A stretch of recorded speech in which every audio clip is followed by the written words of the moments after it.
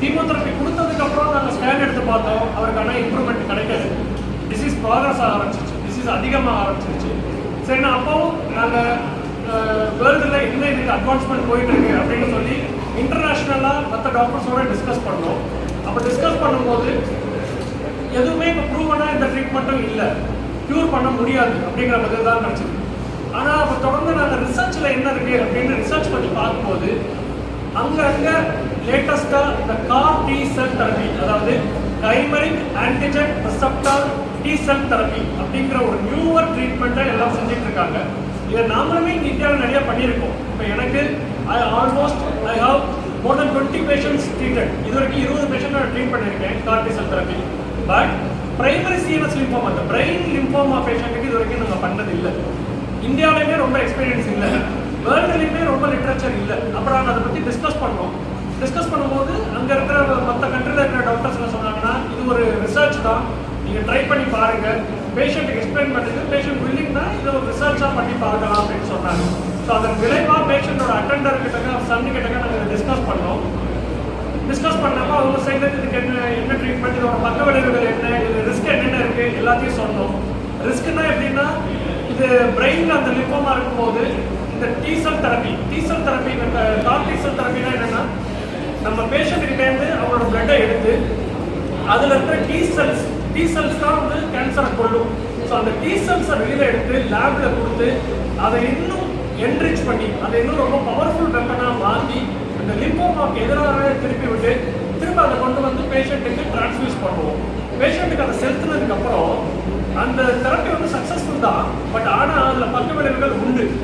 அது brain attack பண்ணலாம், normal brain attack பண்ணலாம், பாடியில் இருக்கக்கூடிய நார்மல் ரத்த ப்ரொடக்ஷனை ஸ்டாப் பண்ணலாம், கிட்னி ஃபெயிலியர்லேருந்து ஹார்ட் ப்ராப்ளம்லேருந்து என்ன ப்ராப்ளம் வேணாலும் வரலாம். ஸோ நாங்கள் சொன்னோம் இதில் சக்ஸஸ் இவ்வளவு, பட் ப்ராப்ளம்ஸும் இருக்க தான் செய்யும்.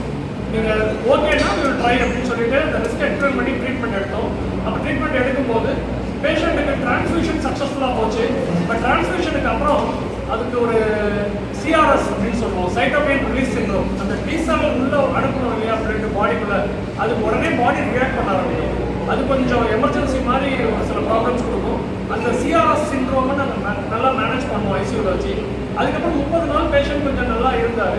அதுக்கப்புறம் திரும்ப லேட்டாக அவருக்கு இன்னொரு காம்ப்ளிகேஷன் டெவலப் ஆரம்பிச்சிச்சு, ஹெச்எல்ஹெச் அப்படின்னு சொல்லுவோம், ஹீமோலைட்டிக் பாகோசைட்டிக் சிண்ட்ரோம் அப்படின்னு சொல்லுவோம்.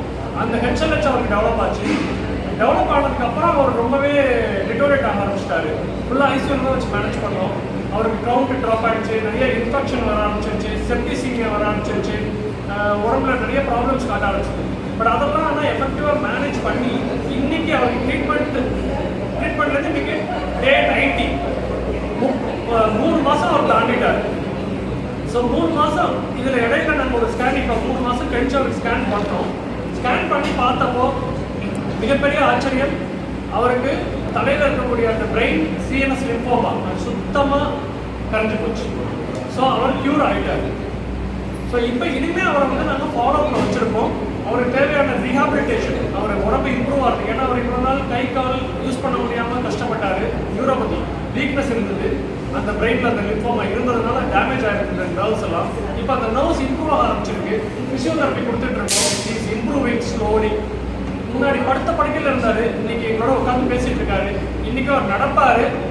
இன்னைக்கு உங்களெல்லாம் பார்த்த எமோஷனில் அவரால் கொஞ்சம் தடுமாற்றத்தில் இருக்காரு. But otherwise he will walk, he is able to eat, he is able to speak, பேச முடியுது, அவரால் சாப்பிட முடியுது, நம்ம பேசுகிறதெல்லாம் அவரால் கவனிக்க முடியுது, அவர் எழுந்து நடப்பார், கால் கையெல்லாம் நல்லா அசைக்க முடியுது.